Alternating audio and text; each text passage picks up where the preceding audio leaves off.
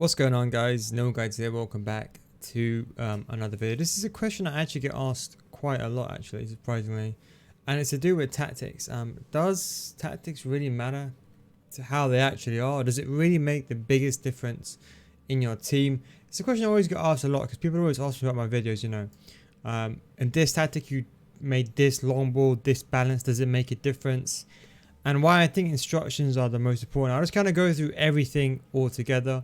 In terms of general tactics, when I make a tactics video, a lot of the tactics have been tested. So when I make a tactics video, let's say for example the most recent 4-2-3-1 with the cams on free roam, I don't just pluck the idea out of thin air. What happens is I think of an idea, I test it out a couple of months, sometimes a couple of weeks, if it's quite solid, a couple of months sometimes, surprisingly. Like the 5-2-1-2 had the back of my head since last year, but I could only release it 6 months in when I thought I had a perfect formula. And it's a good time in the game. So for example, this 4-2-3-1, I didn't think about this only up until maybe February. So January, February, not too long ago. So I'll play it for a couple of weeks and I'll test it out.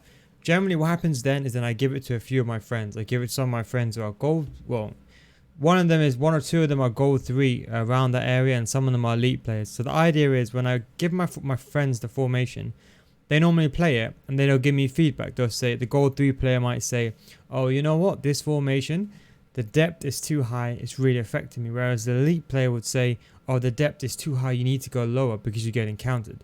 So the key thing is to find an equilibrium or a balance between both of those methods. So that's why when I release a formation, it takes a long time for me to release it because there's a lot of testing that goes behind it.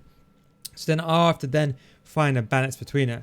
And that's how the formations come up. Don't forget, when I release a formation, there's a chance an elite 2 player watching, and there's also a chance a silver 1 player is watching. So it has to work well for both. That's the first thing. The second thing is tactics can only get you so far. Yes, I think my tactics, especially my 4-2-3-1s, if I give it to you and you're even a gold 3, gold 1, you'll drastically improve your gameplay because of the way it's made. Naturally, but some tactics will only suit some people. Like some people don't like a 4-2-3-1, they might only like a 4-1-2-1-2. So it just depends on person to person. That's why I have different videos, because some people like to play narrow only, others think the game is too slow to play narrow. I'm probably one of those in that area as well. So I like to play a wider formation. So it just depends on everyone's playstyle. So there's not a formation apart from the 4-2-3-1. You can argue there isn't really a formation that really suits all. Second thing I get asked is tactics. Does tactics make a difference? And it does. Even an integer change in 1 makes a bigger difference than you think. Maybe you don't see it as much in the game, but if you play the game a lot, you'll notice the difference between 3 depth and 4 depth. You will actually see it in game. Whereas this is all important. The most important thing, in my opinion, is instructions and the styles. So I'll give an example. You can give me any formation in the game. As long as I can control the formation, I can make it whatever I want. For example, let's say the 4-3-1-2, right? Let's just for hypothetical, let's just get another. Let's just get the 4-3-1-2. If I put this player on stay back while attack and cover center, and this guy on stay back while attack and cover center, and I put this guy on come back in defense, and I put this guy on come back in defense, cover wing, it's going to defend in a 4-4-2. Now I know that, so I can basically change the formation, alter it to however I want it. Now obviously not everyone knows how, maybe even some of the pro players don't know this. I'm not saying that everyone does know this, but like for example, let's say, I don't know, let's say we have a look at the 5-3-2 for example. You can make this a 4 defender formation. If you join the attack on this guy, he ends up becoming a defensive, a deep line runner from the back.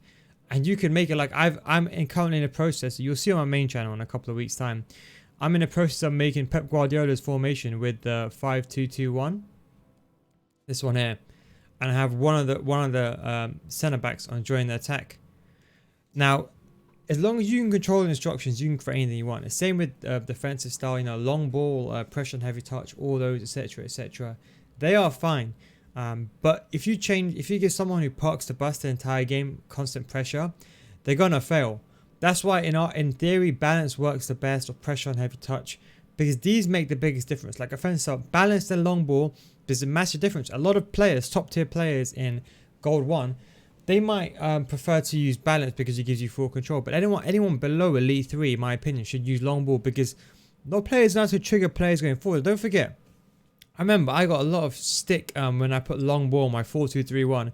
It's only thankfully that some of the pros are using it, like in the pro scene, then people change their mind. And people were saying, why is this person using long ball? He doesn't know what he's talking about. It's the same kind of people that think long ball just means long balls going forward, like smashing the ball up the pitch. So what, even though it says long ball, it's not really like that. Long ball really makes players, just makes them allows them to make runs it behind. So a lot of these integers, a lot of these values, is when you change them, it changes the whole perspective of your pitch. If you're playing a 4-2-3-1, you can play fast build-up play. But if you're playing, for example, I don't know, a 3-1-4-2, you can't use fast build-up play because then you're going to be going too far forward.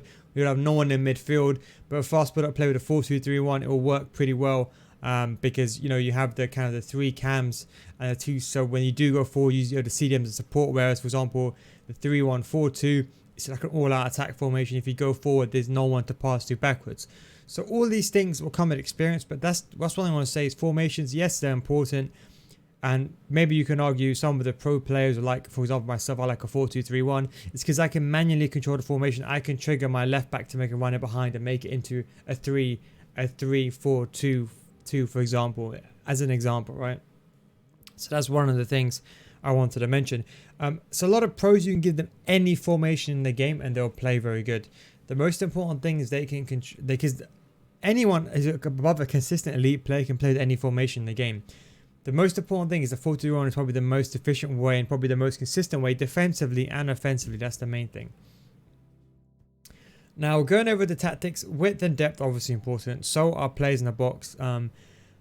But for example, the defense style that dictate the most and instructions. For example, you can make this formation like if I put stay forward on this guy, when I put stay forward on my cam, it becomes a 4-4-1-1.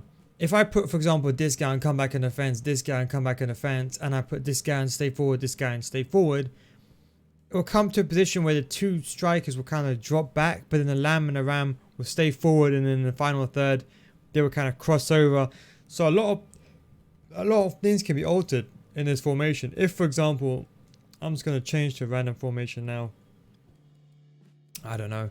Let's say, for example, a good example is a 4-5-1, right? If you change a 4-5-1 and you put, and don't forget, with cams, you can't put them on stay back or time. So you put this guy on come back on defense, and you put this guy on, you put the left mid, the right mid on stay forward, then the cams are going to come back behind the left mid and right mid. That's why, in theory, as long as you can give anyone any tactics, as long as you give them the ability to choose their offensive style, their defensive style, and then their instruction, they are fine. Now this is obviously for the top tier players because a lot of the top tier players, they do stuff manually. And what I mean by that is the reason why the 4-2-3-1 or my 4-2-3-1 is the most efficient is because it's made to be over defensive and it's made in a way where it's slower to build up. So psychologically speaking, you slow down your play. That's why a lot of my formations you'll see, for example, these guys will come back on defense. It's not because I want you to be defensive. It's because I'm deliberately forcing you to slow down your gameplay. That way it'll help you become a better player in the final third. So a lot of those integers are to be taken into account. But the instructions make the biggest difference. In a 4-5-1, if you stick, for example, this guy and stay forward, you stick this guy and stay forward. And sorry about that. And you put this guy on, for example, stay central, right? Then you have a situation where it becomes a 4-3-3. Because you have this guy's going to be a left mid or a left wing and your striker, and you have a 3 centre mids. It becomes a 4-3-3. So every formation can be interchangeable with instructions. That's why the instructions are so important. And as I said, if you do, for example, if you have a long ball, for example, on there and your centre mids because you don't have getting behind, long ball will force them to go forward. So yes, tactics and instructions are extremely important, but instructions are even more important. And that's what I'm trying to say. It's hard to find the appropriate balance between them both. As I said, a lot of players, like the good players, I'm saying we, but let's just say I exclude myself and I just say they have the ability to know, for example, okay, I have no centre back in sight when I'm defending, right? Let's say Trent has gone forward for a corner. Then they know to use Blanc to cover Trent's position in the centre back role. But you see, whereas a gold 1+ might know that to do that efficiently, someone that's below a gold 3 wouldn't think twice, might just run out with Blanc. So just trying to say, a lot of these formations, yes, in theory, You give them to someone, it might work for them, but they don't always work for everyone. That's the reason why I tried to give you an array of different formations, because everyone plays different. You know, I like the 4-2-3-1. My 5-2-1-2 is probably one of my favorite formations as well. All-out attack formation, which I've still been working on, by the way. It's been 6 months in the game now. September, October, November, December, January, about 6 months, should I say, right? Into the game. I still haven't figured out the 3-1-4-2 all-out attack. I'm still working on it. But like this is what I have set up now. Maybe you can see this. I think I found a solution to it, which is quite similar to last year with some small minor differences. Join the attack on the centre backs, but I'm still looking for the correct. As I said, that's why these formations take a long time. But there's one thing I want you to take away from this video is instructions are more important than you think. Whenever you put an instruction on a player, you need to think what that player is going to do. If you have a 4-2-3-1, right, or let's say a 4-3-3, and you put this guy on stay forward, you need to visualize in your head, okay. That means he's going to be staying forward the entire time. So I can have an outlet player to him. But that means when I'm defending, he won't be back there to defend.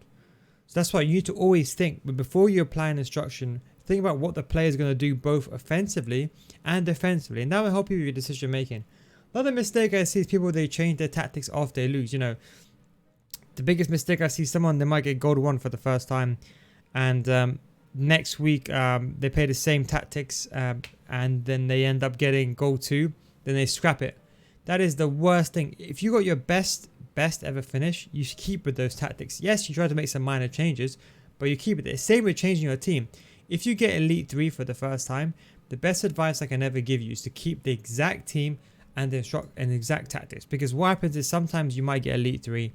Sometimes you might not have, you might have just got lucky. I'm not trying to take away your achievement, but you might have got, you know, a couple of rage quits. Maybe you'll go on playing naturally. So you need to play that same team again to see if you can do it. Because if you can do it again with that same team, you're fine. But as soon as you change a player, let's say, for example, the biggest mistake I see is people try making a specific change. For example, like, okay, they think, okay, Nedved, okay, he's a good player. Let me now put someone like, I don't know. And they say they'll be like, okay, let me put someone like Ben Yedder in this position. Because Ben Yedder will get 8 chemistry, for example. But as soon as you put Ben Yedder in, it changes dynamics of the team. The work rates change. Stuff like that, you know, the way the player plays, his positioning. Can he dribble? No, you can't dribble as well as him. Now he's got physical. Maybe he's a bit more clunkier. That's like more of a mere example, which is not that elaborate. But you'll see, for example, people doing like this, getting someone like Vinicius Jr., who on paper is a better card, but then he doesn't have, for example, the 5-star weak foot that you might need with Nedved. So all these things are really taken into account. So if you ever want to replace a player, you need to replace a like-for-like player. So if you got a centre mid like Blanc, there's no one that can really replace him. Maybe even someone like Hullet, you're really changing the dynamic of the team. So that's why I always say keep your team the exact same if you win and you do very well, and see how it plays next week. I mean, that's just kind of just a random, I don't know, random kind of a, I suppose you can say a NealGuides diatribe is what I like to call it. Normal and just random, just kind of thought process and random thought process on it, because I think some people they misinterpret it, and I think it's better for me to put it out there. Well, it's not really a diatribe because I'm not really offending anyone, but it's more just to put it out there that sometimes you need to look more beyond the tactics. It's their instructions, and that's why whenever you play a game, at the end of the day, if I can give you the best 4-2-3-1 tactics, the best ever made. If I give it to someone that's a Silver 1 player, they're not going to improve their play. If you're dragging your centre back out of defence when you're defending, there's no formation that's going to save you. I mean, that's just kind of my random thought process. Hope you enjoyed it. I said maybe I don't want you to resent me or think this guy's coming at me by saying these things. Especially if I know this is about my second channel, so you guys maybe regular viewers. I just want to maybe put this out there, maybe to give you like a different perspective on it, and maybe to answer your question: does tactics matter? Yes, it does. It really does. There is a difference between this and this. Maybe so much you can't see it, but people can see the difference. And there's one thing to take away is instructions are more important than you think. If you do change the instruction, make sure you know what you're changing and what's going to be a knock-on effect. Anyway, that's NealGuides out. Thank you very much for watching. Take it easy, boys, and I'll catch you in the next one. Peace out.